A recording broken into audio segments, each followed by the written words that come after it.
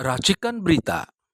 Pak, izin Pak langsung mau bertanya soal isu, beberapa diantaranya soal seberapa serius sih Pak soal amandemen 1945 dikembalikan ke naskah asli, kan salah satunya adalah soal pemilihan presiden itu nantinya akan dikembalikan ke tangan MPR, berarti begitu Pak, menurut Pak Lanyala seperti apa? Ya, kita memang menjalankan itu. Kita harus ingat, kita ini punya Pancasila. Yang keempat itu jelas, kerakyatan yang dipimpin oleh hikmat kebijaksanaan dalam permusyawaratan perwakilan MPR. Jadi tidak melibatkan rakyat. Rakyat sudah menyerahkan kepada MPR, dia memilih anggota DPR yang pilek. Tapi sekarang ini, karena kita sebagai anggota DPD dan perseorangan, kita mengusulkan. Jadi kita punya proposal bahwa DPD pada tanggal 14 Juli 2023 telah memutuskan untuk kita mengajukan 5 proposal yang tadi saya bacakan itu. Nah, salah satunya itu. Jadi kita sudah waktunya ini mengembalikan pemilihan presiden itu di MPR supaya tidak melibatkan yang rakyat yang dulu pemikirannya Pak Prof. Amin itu tidak bisa dibeli, ternyata mudah sekali dibeli. Tapi akhirnya bagaimana? Nah, ini yang harus kita luruskan. Tapi berarti apakah pengembalian mandat pemilihan presiden dari tadinya rakyat kemudian ke MPR kembali lagi itu tidak mengembalikan memori masa lalu begitu ya Bang? Soal jangan kita kemunduran demokrasi Bang. Kita belum demokrasi, jangan kita beranggapan bahwa itu satu mundur demokrasi. Tidak. Pada zaman dulu itu yang namanya Orde Lama dan Orde Baru itu belum menjalankan demokrasi. Dan sekarang ini baru kita mau jalankan. Ya. Jadi kita tidak usah berdebat lagi di sana. Kita punya naskah akademik, silakan. Silakan sidang istimewa, silakan nanti kita bersama-sama anggota DPD adalah juga anggota MPR, dia juga punya usulan seperti itu. Berarti langkah selanjutnya apa ya Bang? Selain tadi sudah mengajukan proposal, apakah nanti langkah selanjutnya MPR, kita menuntut sidang istimewa yang kita akan laksanakan setelah presiden terpilih Pak Prabowo Subianto dilantik. Oke. Bang, sedikit lagi. Kalaupun misalnya memang nanti MPR dikembalikan begitu punya mandat untuk memilih presiden, apakah memang nanti akan ada pengawasan atau tambahan aturan yang DPD ingin ajukan supaya tidak terjadi lagi begitu Bang? Nah, ya itu salah satunya itu. Kita ingin membuat bahwa DPD punya hak juga untuk membuat undang-undang. Ini ada proposal, 5 proposal. Ini silakan dibacakan. Ya.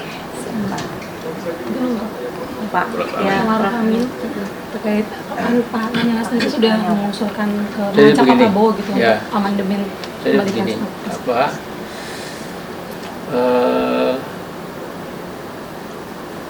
kita mengingat kembali garis bawahi omongannya Mahfud MD ya, yang pada masa kemarin itu menjadi tokoh penting sekali. Omongannya itu dibuat orang, dibuat wartawan.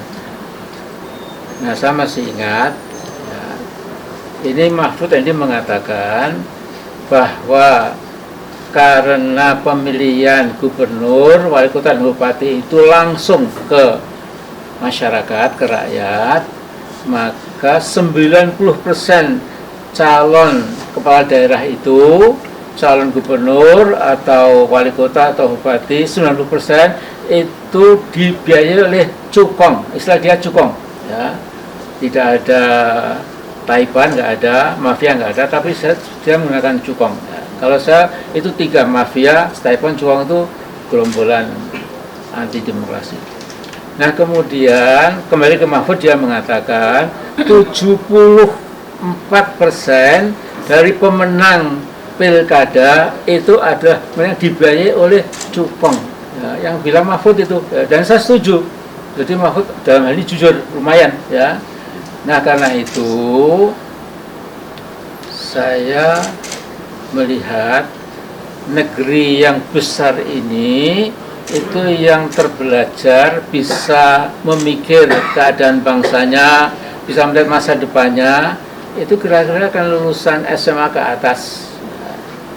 Nah, padahal bagian terbesar bangsa ini itu yang paling banyak itu lulusan SD dan maksimal SMP. Bahkan yang nggak sekolah ada 9% kalau tidak salah. Nah kita bayangkan kalau bangsa kita cinta ini di lapisan bawah yang banyak ini belum cukup terpelajar, itu namanya gampang dibelok-belokkan, apalagi dibeli dengan ya segepok rupiah lah. Nah jadi ada mengatakan pengamat Sontoloyo, saya lupa namanya, itu Amin Rais sindrom, berlari ke belakang, sudah bagus-bagus, mengapa MPR lagi yang memilih yang Sontoloyo dia. Nah, dia sekolah aja nggak lulus, dikirim jauh-jauh ke Amerika, nggak lulus, namanya saya lupa Fulan ya. Nah ini ngomongnya ngawur ya, bukan berarti ke belakang itu lantas tidak lebih maju gitu. Kalau ke belakang berarti kita menyadari ya ini memang kita salah, kembali ke tuntunan yang sebelumnya. Ya. Nah, bahkan kalau anda mengetahui literatur keagamaan Islam itu, yang namanya benar itu adalah rujuk ya, kembali ke Quran dan Sunnah. Ketika umat Islam sudah mulai teledor, sudah mulai mencampur biar agama dengan pikiran manusia yang kadang-kadang dulu dan lain-lain, maka ajakan ulama itu kembali ke asal muasal ya. Dan dalam bentuk yang lebih ringan, berbangsa bernegara. Kalau kita lihat seperti sekarang ini ya, akhirnya yang punya duit berkopok-kopok itu akan menangi presiden ya, sementara nggak punya apa-apa juga akan gigit jari ya. Nah jadi tentu dipertimbangkan ya. Mungkin pikiran Pak Lanyala ini yang seperti saya ya belum tentu menang juga, tapi mari kita musyawarahkan ya. Jadi tidak mesti kita pasti menang, visi belum tentu ya, tetapi lihat dengan musyawarah yang betul-betul jujur, nanti akan ketahuan solusinya itu. Ya, saya kira itu saja lah ya. Mau dibolak balik ya itu. Jadi intinya itu kita kemana-mana selalu baca Pancasila. Tapi selalu kita ngomong kerakyatan yang dipimpin oleh hikmat kebijaksanaan dalam permusyawaratan perwakilan. Ini kita hianati. Coba setiap upacara 17 Agustus, upacara hari lahirnya Pancasila, ini semua kita sebut. Tapi selalu kita hianati. Apa nggak kualat bangsa ini? Makanya kita harus kembali ke jalan yang lurus. Terima kasih. Saya tambahkan dikit, persoalannya ini hanya kita selama ini selalu berpikir bahwa demokrasi itu adalah demokrasi liberal. Padahal founding father kita sudah membuat demokrasi sendiri untuk Indonesia, yaitu demokrasi Pancasila. Demokrasi Pancasila itu salah satu poinnya adalah poin yang keempat, bahwa pemilihan presiden dan wakil presiden itu dipilih oleh lembaga tertinggi negara karena dia diberikan kewenangan.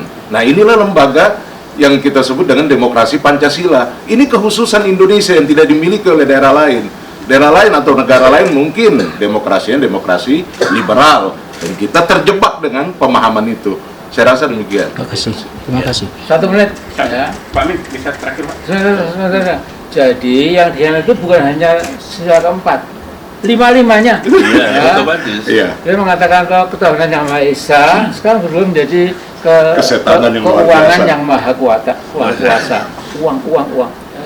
Kemudian kemanusiaan adil dan beradab, dan kemanusiaan yang agak zalim dan lumayan Tidak beradab. beradab. Dan persatuan Indonesia dipecah-pecah Indonesia ini. Ya. Pak Amin, tapi Dan berarti kerakyatan yang dimiliki oleh apa? Berarti kalau tadi Pak Amin bilang Cukong mengusung orang-orang yang maju di pilkada, kan kemudian Cukongnya kan ngasih ke duitnya ke rakyat. Tapi apa jaminannya Pak kalau misalnya nanti menurut pemikiran Bapak tadi dipilih oleh MPR itu Cukongnya nggak larinya justru misalnya ke orang-orang yang memilih di DPR atau perwakilan? Mengawasi beberapa ratus anggota MPR Itu jauh lebih mudah. Oke. Ya. Daripada ratusan juta. Apalagi saya diberitahu sekarang KPK lebih ini, canggih loh sekarang. negara itu punya alat, begitu si fulan itu dibidik, maka seluruh tingkah lakunya itu akan ketahuan. Terlihat. Ya. Jadi kalau ada anggota MPR yang kemudian Main-main. tidak, ya main-main. Lebih mudah terlihat begitu ya Pak? Saya kira gitu aja. Terima kasih. Pak Amin, bisa Terima kasih, Pak Amin. 2029 barangkali ditarget atau Bapak yakin itu akan bisa 2009 dilaksanakan ide-ide tadi misalnya? Karena mengingat ini kan presiden sudah terpilih, ada durasi waktu. Ya harus bisa lah. Pak Prabowo juga mau kok. Ya kalau Pak Prabowo mau. Pak Prabowo jelas mau.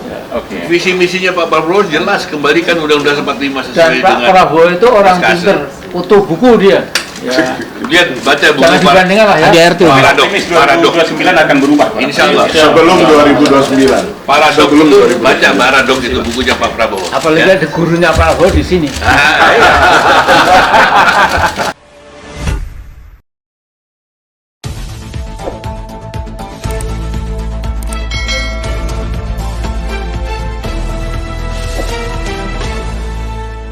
Racikan Berita